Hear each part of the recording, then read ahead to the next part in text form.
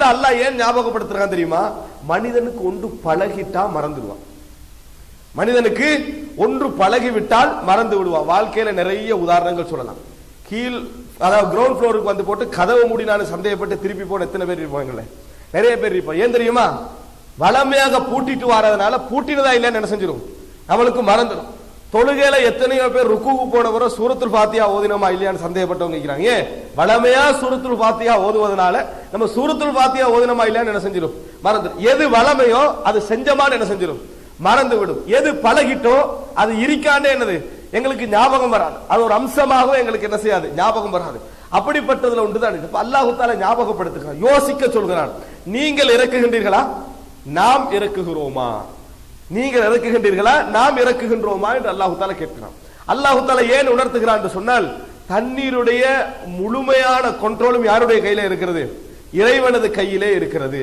அல்லாஹ் தஆலா கேட்கிறான், குல் இன் அஸ்பஹ மாஉக்கும் கௌரன், உங்கள் தண்ணீர் ஆழத்துக்கு போய்விட்டால், மழை பொழிஞ்சிட்டு ஆனா அந்த தண்ணீர் வற்றி ஆழ்ந்த இடத்துக்கு போயிட்டு உங்களுக்கு எடுக்கிறதுக்கெல்லாம் இந்த வழியும் இல்லை. ஃபமையதீக்கும் பிமாஇன் மஈன், யார் உங்களுக்கு அந்த தண்ணியை திருப்பி கொண்டு வருவான்? யார் உங்களுக்கு, உலகத்திலே ஒரு எல்லை இருக்குது, அந்த எல்லை வரைக்கும் தண்ணி போனா உள்ள டெக்னாலஜியில கொண்டு போய் என்ன செஞ்சிடலாம், அந்த தண்ணீர் எடுத்துடலாம். அதையும் தாண்டி விட்டால் அந்த தண்ணீரை கௌரன் என்று அல்லாஹ் தஆலா கேட்கிறான், யார் உங்களுக்கு அந்த தண்ணீரை திருப்பி கொண்டு வருவார்? இது குர்ஆனிலே அல்லாஹ் தஆலா தண்ணீர் என்பது யாருடைய கையில இருக்கிறது என்று அல்லாஹ் தஆலா சொல்லி காட்டுகிறான்.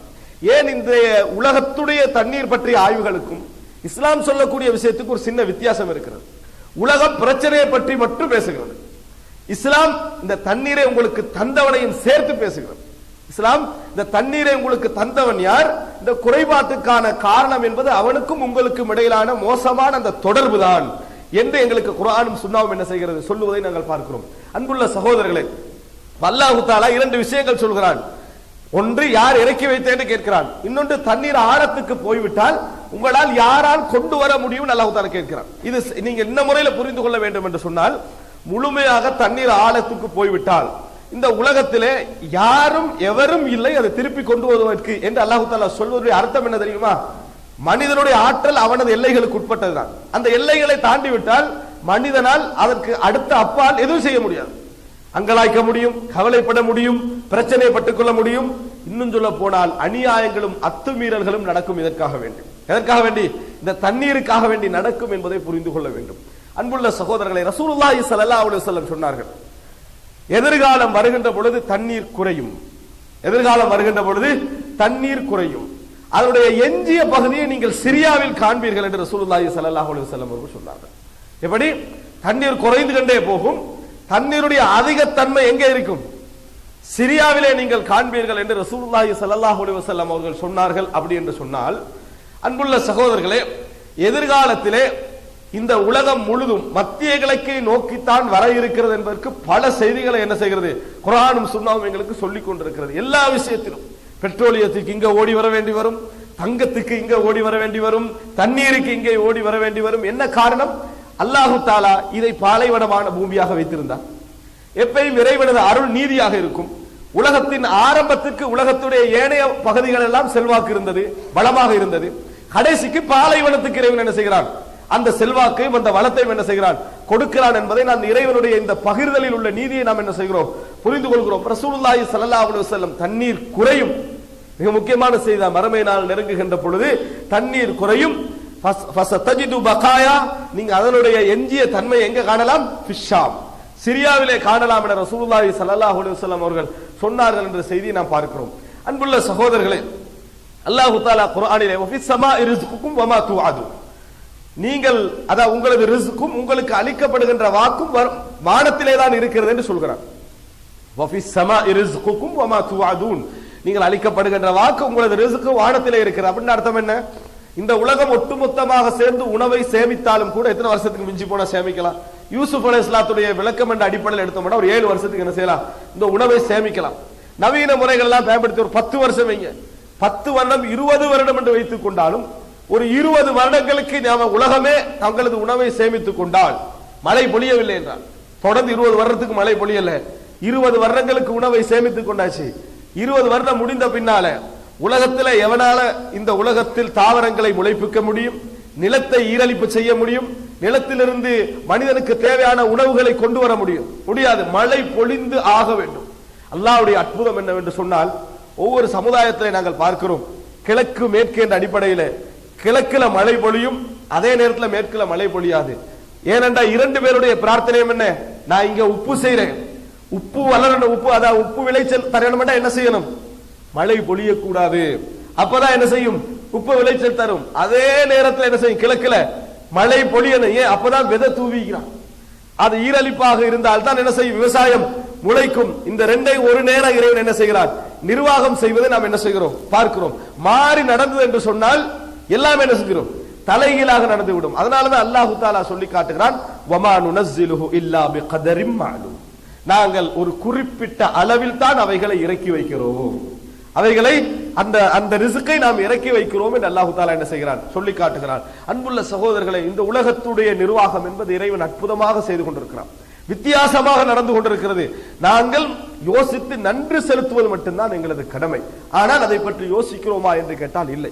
இந்த தண்ணீரை வீண் விரயத்திலே, தண்ணீர் வீண் அதிகமாக கிடைக்கிற நேரத்தில் பெருமதி இல்லை என்று சொல்வார்கள்.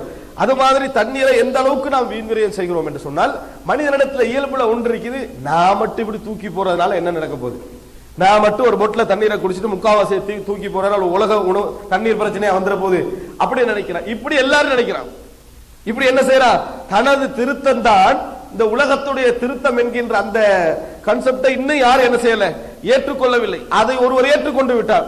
நான் இப்படி போடக்கூடாதுன்னு நினைக்கிற மாதிரி ஒவ்வொரு நினைச்சாங்கன்னு சொன்னா அது என்ன செய்யும், பாதுகாக்கப்படும். ஆனால் நான் இப்படி தூக்கி போடுவதனால் என்ன நடந்து விட போகிறது என்று நினைக்கிறார். நீங்க அதோட சேர்த்து இன்னொன்னு சேர்த்து நினைக்கிறது என்ன தெரியுமா, என்னைய மாதிரி ஒரு 190% என்ன செய்வான், யோசிப்பான். அப்படி யோசிச்சான்னு சொன்னா பெரிய ஒரு தண்ணீர் பிரச்சனை என்ன செய்யும், ஏற்படும். ரசூலுல்லாஹி ஸல்லல்லாஹு அலைஹி வஸல்லம் போய் கொண்டிருக்கிறார்கள், ஒருத்தர் உது எடுத்துக் கொண்டிருக்கிறார். தண்ணீரை விரயம் செஞ்சு, உது எடுக்கிற நன்மையான விஷயம் தானே என்று தண்ணீர் என்ன செய்யறாரு, அவர் விரயம் செஞ்சு என்ன செய்யறாரு, உது எடுத்துக்கொண்டு அப்படி நினைச்சாருன்னு வரல, அந்த மாதிரி தண்ணீரை என்ன செய்யறாரு, விரயம் செய்து கொண்டிருக்கிறார். ரசூல் ஸல்லல்லாஹு அலைஹி வஸல்லம் கண்டாங்க. கண்ணுனே சொன்னாங்க, லா துஸ்ரிஃப், வீண் விரயம் செய்ய வேண்டாம் அப்படின்னு ரசூலுல்லாஹ் சொல்றாங்க, விரயம் செய்ய வேண்டாம். அப்ப அவர் கேட்கிறாரு, அல் இஸ்ராஃப் ஃபில் மா, தண்ணீர்லயும் விரயம் வருமா, வீண் விரயம் என்னது, தண்ணீர்லையும் வருமா? ரசூல் ஸல்லல்லாஹு அலைஹி வஸல்லம் சொன்னார்கள், வலவ் குன்த ஃபீ நஹரின் ஜார், ஓடக்கூடிய ஆத்துக்கு பக்கத்துல நீ இருந்தாலும் கூட வீண் விரயம் உன் மீது எழுதப்படும். நீ வீண் விரயம் செய்தா என்று சொன்னால் அந்த வீண் விரயம் உன் மீது என்ன செய்யும், எழுதப்படும். ஆத்துக்கு பக்கத்துல இருக்கிற தண்ணி அள்ளி அள்ளி என்ன செய்யக்கூடாது, வெளியே ஊத்தக்கூடாது. நீ அதுலயும் கணக்காகத்தான் என்ன செய்ய வேண்டும், இருக்க வேண்டும் என்று ரசூலுல்லாஹி ஸல்லல்லாஹு அலைஹி வஸல்லம் அவர்கள் சொன்னார்கள். ஆனால் 1400 வருடம் கலந்து தண்ணீரை எப்படி பயன்படுத்த வேண்டும் என்ற ஒரு பிரச்சனையில யோசிக்கக்கூடிய ஒரு சமுதாயத்துக்கு மத்தியில் நாம் என்ன செய்கிறோம், வாழ்ந்து கொண்டிருக்கிறோம். ரசூலுல்லாஹி ஸல்லல்லாஹு அலைஹி வஸல்லம் சொன்னார்கள், அல் இஸ்ராஃபு ஃபில் மா, தண்ணீரிலும் வீண் விரயம் என்ன உண்டு என்றதை ரசூலுல்லாஹி ஸல்லல்லாஹு அலைஹி வஸல்லம் சொல்லி இருக்கிறார்கள் என்பதை நம்ம பார்க்கிறோம். அன்புள்ள சகோதரர்களே, அல்லாஹ் ரப்புல் ஆலமீன் இந்த தண்ணீரை அளவாக இறக்குவதனால் மனிதன் பயன்பெறுவான், இறக்காது விட்டால் பஞ்சத்துக்கு போய்விடும், அதிகமாக இறக்கினால் உலகம் அழிந்துவிடும். மூன்று நிலை. எப்படி, அல்லாஹு தஆலா அளவாக இறக்கினால் உலகம் பயன்பெறும், எல்லா வகையிலும் பயன்பெறும். எப்பொழுது இறக்க வேண்டுமோ அப்பொழுது இறக்கி, எப்பொழுது இறக்க கூடாதோ அப்பொழுது இறக்காமல் இருந்தால், அல்லது எந்த பிரதேசத்துக்கு இறக்க வேண்டுமோ அங்கே இறக்கி, எங்கே இறக்க கூடாது அங்கே இறக்காமல் இருந்தால் என்ன செய்யும், உலகம் பயன்பெறும். அதை இறைவன் செய்து கொண்டிருக்கிறான், இறைவன் செய்து கொண்டிருக்கிறான். அந்தந்த நாடு அந்தந்த நாட்டை யோசித்துக் கொண்டிருக்கிறது. உலகத்தை இறைவன் என்ன செய்கிறான், எங்கே பொழிய வைக்க வேண்டும். இன்றைக்கு இன்னும் சொல்ல போனால் சர்வதேச சந்தை என்று சொல்லி உலகம் கனெக்டட் பண்ணப்பட்டிருக்கக்கூடிய காலப்பகுதி. அப்படின்னா என்ன, ஒரு இடத்துல உள்ள விளைச்சல் இன்னொரு இடத்துக்கு பயன்படுது, அந்த நாட்டுக்கு மட்டுமல்ல. அந்த மாதிரி இருக்கிற நேரத்தில் உலகத்தையே இறைவன் என்ன செய்து விடலாம், இந்த ஒரு விஷயத்தால ஒரு பெரும் நஷ்டத்தில் போட்டு விடலாம் என்பதை நம்ம பார்க்கிறோம். அதே நேரம் இறைவன் இறக்காது விட்டால் பஞ்சம் என்ன செய்யும், வந்துவிடும். அதே நேரம் அதிகமாக இறக்கினால் இந்த உலகம் எங்கே அதிகமாக இறக்கப்படுதோ அழிவை சந்திக்கும். அதை நாங்கள் குர்ஆனிலே 2 இடத்திலே பார்க்கிறோம்.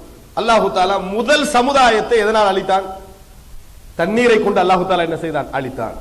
அழித்ததை நம்ம பார்க்கிறோம். தண்ணீர் தான் என்ன செஞ்சது, அதிகமானது. எந்த அளவுக்கு அதிகமானது, கல்ஜிபால், மலைகளை போன்ற அலைகள் என்ன செய்தன அந்த தண்ணீரின் மூலம் ஏற்பட்டன என்று அல்லாஹு தஆலா சொல்லுகிறான்.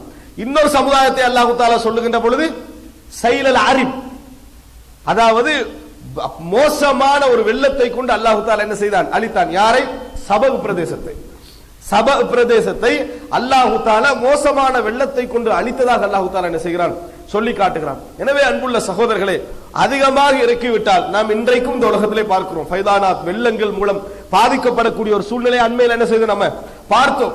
அல்லாஹு தஆலா அதிகமாக ஒரு இடத்துல இறக்கிய நேரத்தில் அந்த சமுதாயத்தால எல்லா டெக்னாலஜி 3 இடத்துல அல்லாஹு தஆலா அதை உணர்த்தினான். 3 இடத்துல உலகத்திலேயே மிகவும் டெக்னாலஜி உள்ள 2 இடங்கள் என்று கருதப்படக்கூடிய அமெரிக்கா, ஜப்பானுடைய ஃபுகுஷிமா. அமெரிக்காவிலே நம்ம என்ன செய்தோம், அதை உணர்ந்தோம். ஃபுகுஷிமாவில் உணர்ந்த எல்லா டெக்னாலஜி முன்னறிவிப்பு எல்லாம் இருக்கு, தண்ணீருடைய வருகை, அவ்வளவுதான். அது மாத்திரமல்ல, 3வது என்ன, அதாவது நம்ம இந்தியாவில் சென்னையில் என்ன செய்தோம், நாங்கள் பார்த்தோம். அப்ப என்னதாக இருந்தாலும் சரி, இந்த உலகத்தில் அங்கேயும் கூட மனிதனுடைய சிந்தனை என்ன தெரியுமா, அதாவது நம்ம நவீன வளர்ச்சி இல்லாததுனால ஏர்போர்ட் ஒழுங்காகவே என்னது அந்த சரியாக செய்யப்படாதனால வெள்ளம் எல்லாம் உள்ளுக்கு போயிட்டு இருக்கு. ஆனா நியூயார்க்லயும் அதாவது அமெரிக்காலயும் போச்சு, அதே போல என்ன அதாவது ஜப்பான்லயும் போச்சு என்ற விஷயம் என்ன செய்யல, அவர்களுக்கு தெரியவில்லை. அல்லாஹு தஆலாவுடைய அழிவு இந்த தண்ணீரின் மூலம் வந்தது என்று சொன்னால் உலகத்தில் எவராலும் என்ன செய்ய முடியாது, அதை கண்ட்ரோல் படுத்த முடியாது என்பதை புரிந்து கொள்ள வேண்டும். எனவே அன்புள்ள சகோதரர்களே, தண்ணீர் என்பது எல்லா வகையிலும் நியாமத், எல்லா வகையிலும் எங்களுக்கு நியாமத். எமது ஆரோக்கியத்துக்கு அதே தண்ணீர் தான். இன்னும் சொல்ல போனால் இன்றைக்கு தண்ணீர் வியாபாரமாக்கப்பட்டதனால் எந்த தண்ணீர் மனிதனுக்கு ஆரோக்கியமோ, எந்த தண்ணீர் மனிதனுக்கு என்ன ஒரு அதாவது உடல் நலத்தை கொடுக்க வேண்டுமோ, வாழ்க்கையை கொடுக்க வேண்டுமோ, அதே தண்ணீர் என்ன செய்கிறது, இன்றைக்கு அழிவை கொடுத்து கொண்டிருக்கக்கூடிய ஒரு சிச்சுவேஷனை உருவாக்கியவன் யாரு, மனிதன். ரசூலுல்லாஹி ஸல்லல்லாஹு அலைஹி வஸல்லம் அவர்கள் சொன்னார்கள், நஹா அன் பைஇல் மா. ரசூல் ஸல்லல்லாஹு அலைஹி வஸல்லம் அவர்கள் தண்ணீரை விற்பதை தடை செய்தார்கள். தண்ணீரை விற்பதை தடை செய்தார்கள். ஒரு மனிதன் தண்ணீரை விற்பது கூடாது.